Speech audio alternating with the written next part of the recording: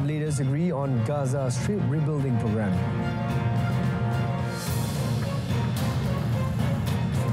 Canada, Mexico, China retaliate against imposed US tariffs.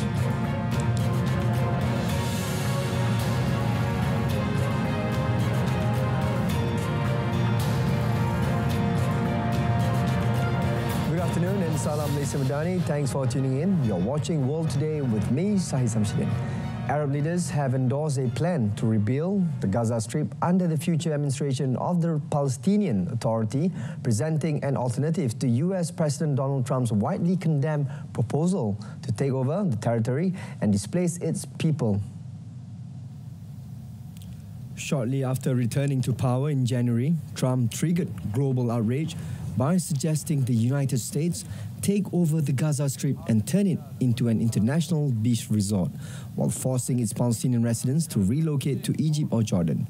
Arab League summit in Cairo aimed to offer an alternative to that vision. In a final communique, the summit announced the adoption of a comprehensive Arab plan, urging the international community to offer its support.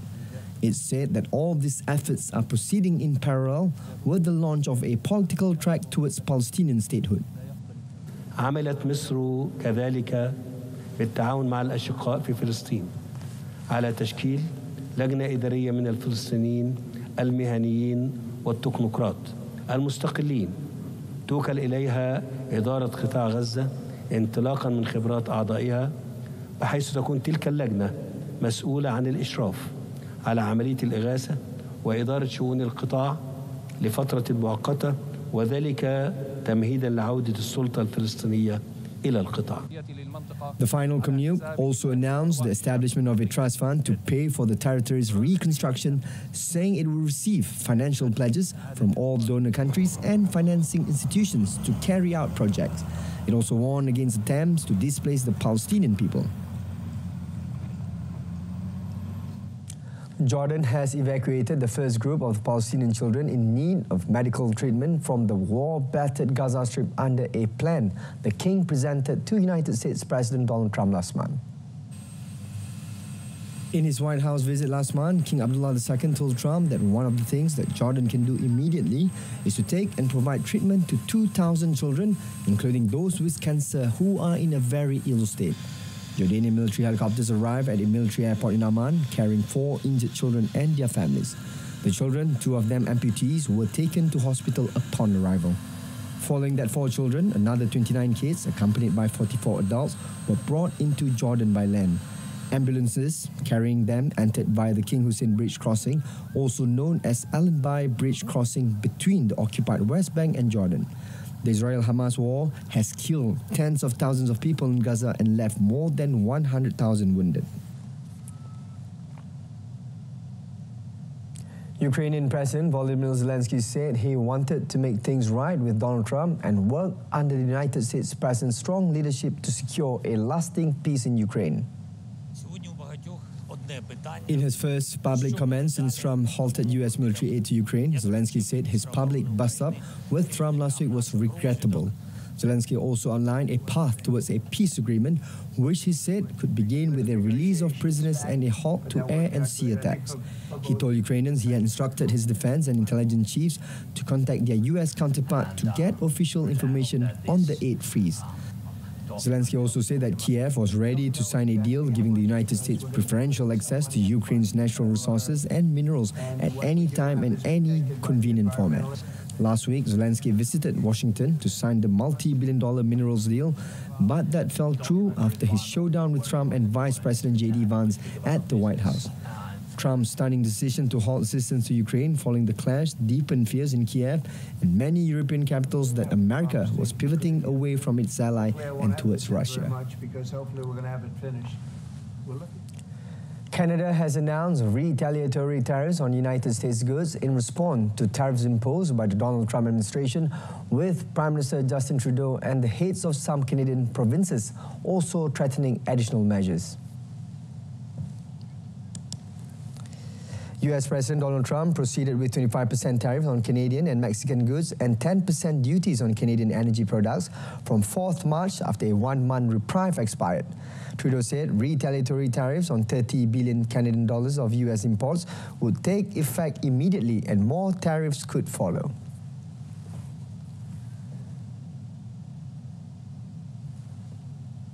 Canada will be implementing 25% tariffs against $155 billion worth of American goods, starting with tariffs on $30 billion worth of goods immediately, and tariffs on the remaining $125 billion of American products in 21 days' time. The first tranche of retaliation includes a list of 1,256 products such as orange juice, peanut butter, wine, coffee, appliances, apparel, footwear, motorcycles and cosmetics. The Canadian government will be consulting with the public and stakeholders for a second tranche of retaliatory tariffs.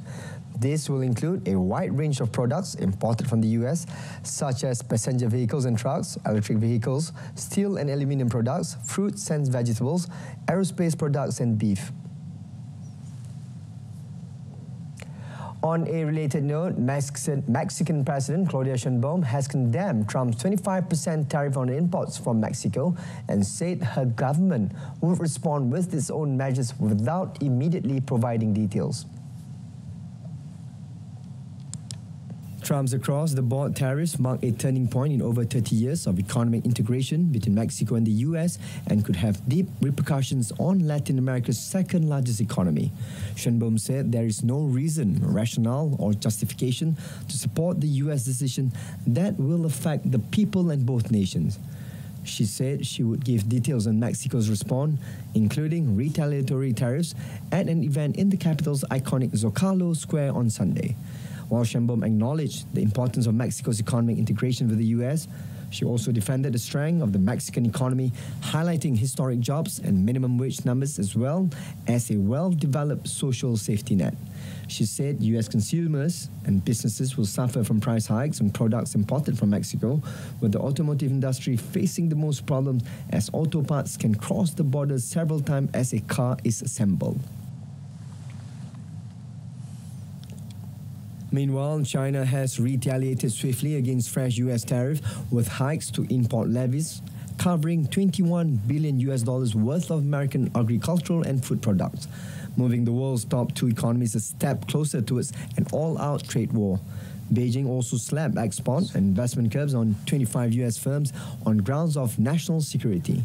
A foreign ministry spokesperson said trying to exert extreme pressure on China is a miscalculation and a mistake, adding that China had never succumbed to bullying or coercion. The latest retaliatory measures came as the extra duty of 10% Trump threatened for the world's second-largest economy took effect yesterday. That makes for a cumulative 20% tariff in response to what the White House considers Chinese inaction over drug flows. China responded immediately with an additional tariff of 15% on US chicken, wheat, corn and cotton, and extra levy of 10% on US soybeans, sorghum, pork, beef, aquatic products, fruits and vegetables, and dairy imports from 10th March. The additional levies will hit about 15% of US exports to China, or $21 billion worth of trade. European Union EU Chief Ursula von der Leyen has presented a plan to mobilize some 800 billion euros for Europe's defense and help provide immediate military support for Ukraine after Washington suspended aid. Key to the proposals are steps to spur defense investment by the EU's 27 member states by easing the bloc's strict budget rules, as well as a new 150 billion euro loan facility. Europe is ready to assume its responsibilities. Rearm Europe could mobilize close to 800 billion euros of defense expenditures for a safe and resilient Europe. We will, of course, continue working closely with our partners in NATO. This is a moment for Europe, and we are ready to step up. The plan proposes that EU eases rule obliging countries to keep public deficits below 3% of gross domestic product to let them ramp up defense spending. Under the plan, a new facility would be created to provide 150 billion euros of loans to member states for targeted defence investment. Another component of the plan involves letting member states repurpose so-called cohesion funds intended for the development of poorer European countries for defence purposes. The plan would also involve a savings and investment union to help companies access capital and lifting curbs on defence investment by the bloc's lending arm, the European Investment Bank. The parties hoping to form Germany's next government have agreed to create a 500 billion euro infrastructure fund and overhaul borrowing rules in a spending shift to revamp the military and revive growth in Europe's largest economy.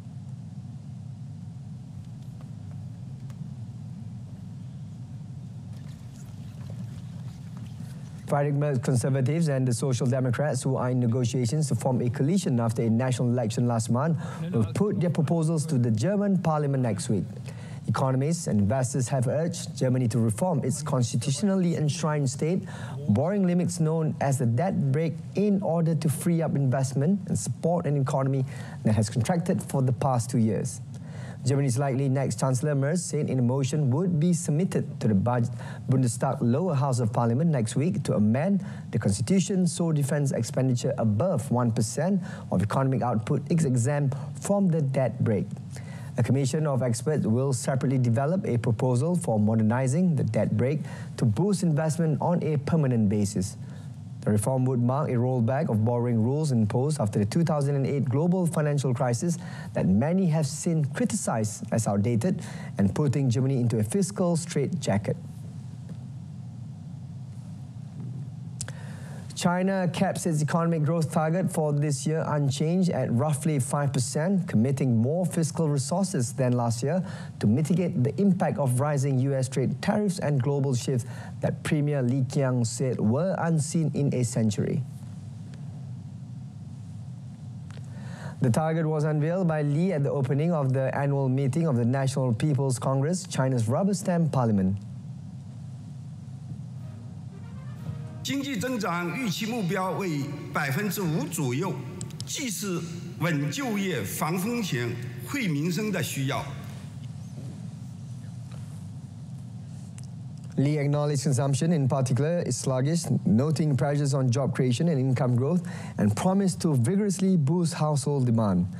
Li pledged to address the gap between supply and consumption and implement fiscal reforms that improve local government revenues and shift officials' incentives more towards expanding household demand. Beijing plans to issue 1.3 trillion yuan in ultra-long special treasury bonds this year, up from 1 trillion in 2024.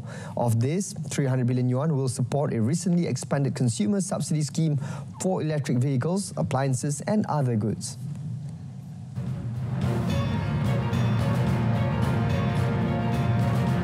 At least 12 civilians killed in Pakistan blast, that and more coming up next.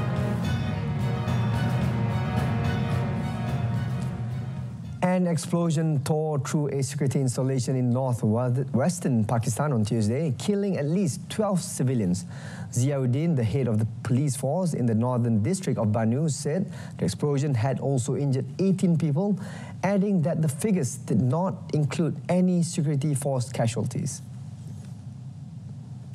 Many of the injured, minors included, were seen taken into a hospital in Banu. All the victims killed or wounded in the attack, civilians who had been caught under collapsed buildings and walls.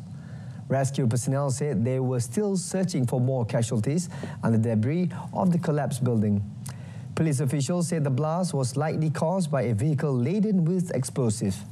It was not immediately clear who was behind the explosion. Pakistan's Prime Minister Shehbaz Sharif condemned the attack and said the evil ambitions of the enemies of Pakistan will never be allowed to succeed. Ali Amin Gandapur, the Chief Minister for Khyber Pakhtunkhwa, the border province where the explosion took place, condemned the incident and said he had sought a report from senior police officials on the blast. Russia's President Vladimir Putin hosted Myanmar's leader and military junta chief Min Aung Hlaing for talks in the Kremlin on Tuesday. Hlaing, aged 68, who rarely travels abroad, was greeted earlier by Sergei Shoigu, one of President Vladimir Putin's top security officials. The country of 55 million people has been in turmoil since February 2021 when their military ousted the administration of Nobel Peace Prize winner and NLD party leader Aung San Suu Kyi. The junta plans this year to hold an election which critics have derided as a sham to keep the generals in power through proxies. Along with China, Russia is a supporter of Myanmar's military and has said it is developing cooperation including between their air forces. The Soviet Union established relations with Myanmar on its independence from Britain in 1948. Russia and Myanmar have long been talking about building a small nuclear power plant in Myanmar that would have a RITM-200 pressurized water reactor. Both countries signed an agreement on Tuesday on construction of a small-scale nuclear plant in Myanmar after talks in Moscow. The oral trial of former Peruvian President Pedro Castillo over allegations of rebellion after trying to illegally dissolve Congress back in 2022 began on Tuesday in Lima.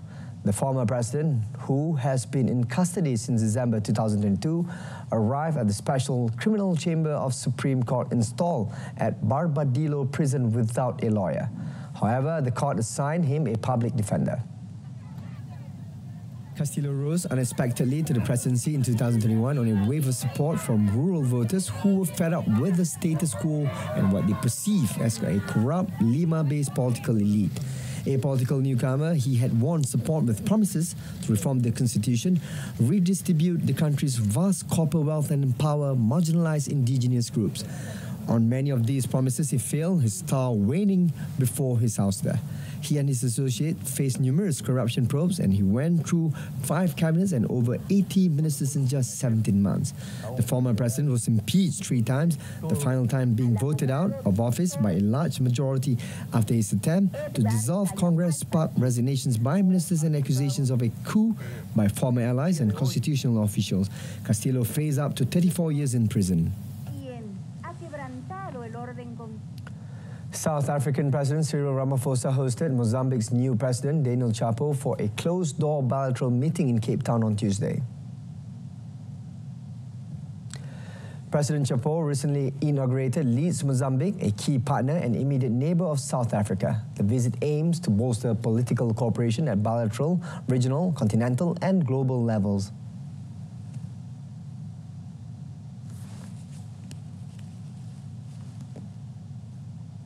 We are here to talk about our relation, political relation, diplomatic relations, and you know that South Africa is Mozambique, Mozambique is South Africa. We are brothers.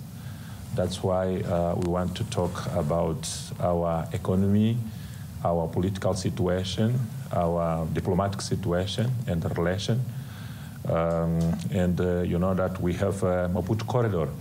In Mozambique we have ports, we have Limpopo borders and Rasmi borders. We are here to talk about private sector and public sector and how we can do to grow up our economy. South African companies have invested an estimated $8.37 billion to $9.5 billion in Mozambique, creating over 42,000 jobs, according to government figures. Recently, several major South African firms established the South African Chamber of Commerce to enhance trade and investment between the two nations. Mozambique remains a crucial energy security partner for South Africa.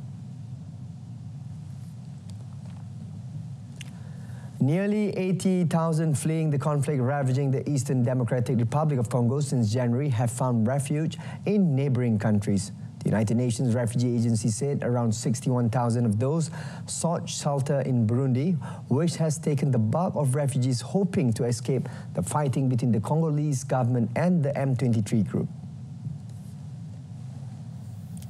With Rwanda's support, the M23 has seized swathe of Congo's mineral-rich east in recent months, displacing hundreds of thousands and triggering what the refugee agency calls one of the world's worst humanitarian crises. For the past 4 weeks, 414,000 Congolese have been on the move in the North and South Kivu provinces after the M23 ordered people in camps for internally displaced people to return to their hometowns. The UN agency said near the front lines, sexual violence and human rights abuses remain rampant, as is the looting and destruction of civilian homes and businesses. Rwanda denies providing the M23 with military support. However, a UN experts report found that it maintained 4,000 troops in the eastern Congo, as well as de facto control of the armed group. The report said Rwanda was using the M23 to help secure control of Congo's vast mineral wealth, helping it to profit from its rich veins of gold and other minerals. The World Health Organization, WHO, has acknowledged that the US freeze on foreign aid funding has hit vital global health programs, but vowed to find a way to keep delivering to those in need. The United Nations Health Agency said it is still too early to determine the full impact of the freeze on foreign aid spending by the United States, traditionally the world's largest aid donor. But WHO spokeswoman Margaret Harris admitted that some programs had clearly been affected, including the Global Measles Surveillance Network, which had been 100% funded by the United States. Head of the Safe Scalable Care Unit at WHO Emergencies Program, Janet Diaz, said the response to an ongoing Ebola outbreak in Uganda had also been hit by the US aid freeze. She said the WHO had to step up and cover areas it usually does not support, pointing to biological sample transport and logistics, and the deployment of surveillance teams to points of entries. The agency is now looking at measures to optimize partnership and collaborations with other agencies to be able to deliver aid and find other donors. Regardless of how many programs are affected, Harris insisted that WHO would find a way to keep providing the assistance needed. An investor group supported by BlackRock has agreed to purchase a majority stake in the Hong Kong-based company that manages ports on both sides of the Panama Canal. This $22.8 billion transaction involves CK Hutchison selling its port operations in Panama and other countries to United States and Swiss investors.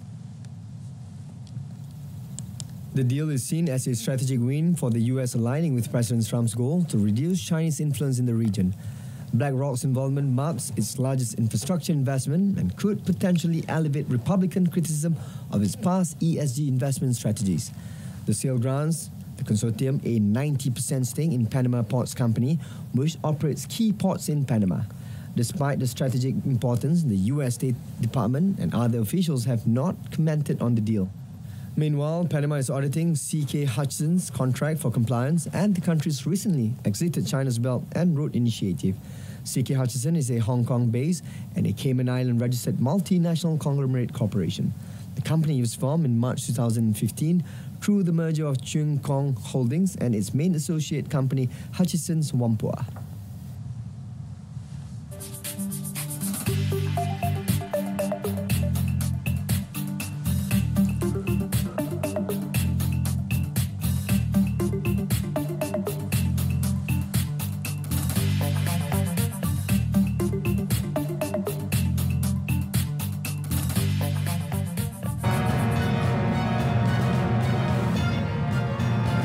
Still to come in sports, record-breaking Gunners enjoy 7-1 win at Eindhoven. We begin our sports segment today with updates on football. The UEFA Champions League, Real Madrid's Brahim Diaz scored a second-half winner as the host edged neighbours Atletico Madrid 2-1 in a scrappy first leg of the Champions League round of 16 tie on Tuesday after Julian Alvarez had cancelled out Rodrigo's opener. It was a stuttering capital derby between bitter rivals who at times looked to be playing within themselves, seemingly conserving some energy for what is likely to be a compelling return leg at Atletico's Metropolitano Stadium next week. Real started on fire when Rodrigo scored a fine opener 4 minutes after kickoff, but Atletico slowly got into the game and Alvarez equalized with a stunning strike in the 32nd minute. As Atletico looked to be dominating the game in the second half, some Brahim magic restored the host lead.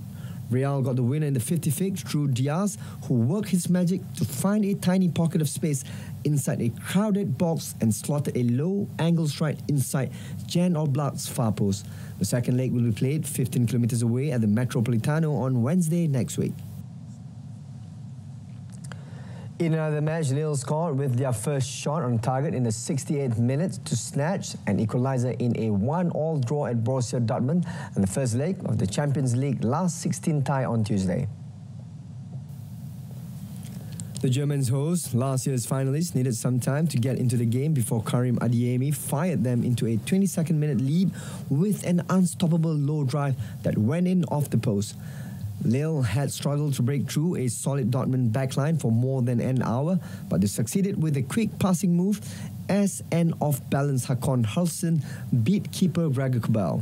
Despite some late pressure, Dortmund failed to carve out any clear scoring chances and also had midfielder Daniel Svensson taken off with a suspected knee injury.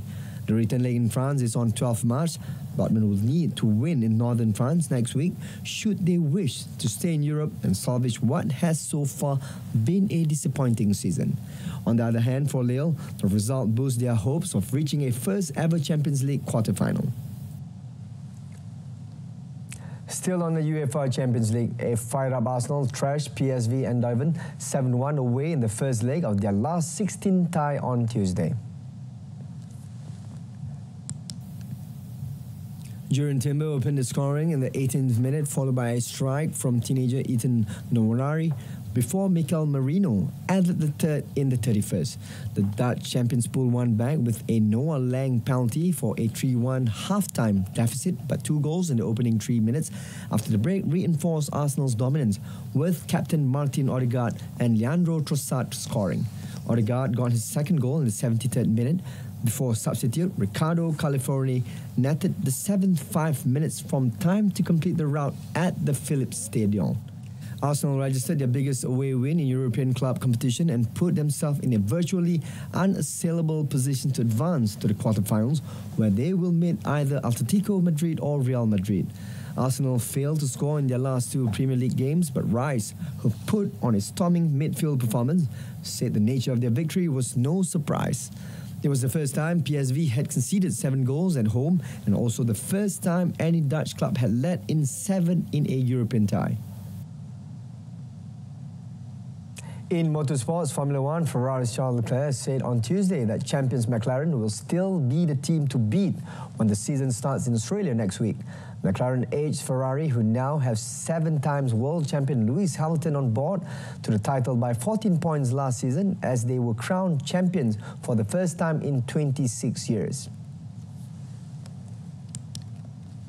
Formula 1 data indicated the working base team were quicker than Ferrari on low fuel, with a slightly small advantage on race pace in testing in Bahrain last week. Leclerc was full of praise for his new teammate, who will be chasing a record 8 title at age of 40. We are all super motivated to be starting this new season. Obviously, with Lewis, there was quite a lot of attention around the team this winter break, but it's great. It's normal. I mean, he's a legend of the sport and joining the most iconic team of the sport. So it's normal that it is that way. On my side, I've just been focusing on myself, trying to push as much as I could during this winter break to be as ready as possible for this year. And I feel ready, and everybody seems to be very motivated. So I'm looking forward to it. That wraps up World Today this time around. In our top story, Arab leaders agree on Gaza Strip rebuilding program. I'm SAHIH Samshuddin, Malaysia Madani, from the river to the sea. Palestine will be free. Thank you for watching.